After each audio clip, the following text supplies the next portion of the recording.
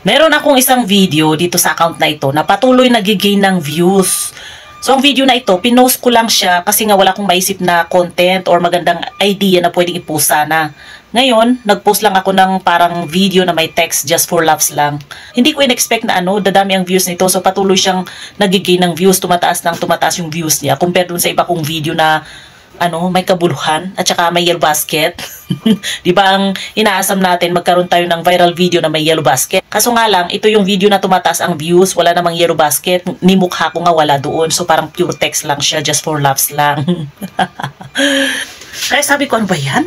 Sana yung may yellow basket, sana yung mag-viral. Kaso nga lang hindi eh.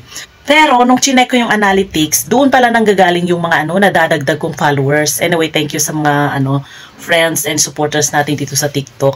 Kaya, thank you pa rin kasi kahit walang yellow basket yung tumataas ang views, at least, dahil sa video na yun, nadadagdagan yung ating supporters sa TikTok.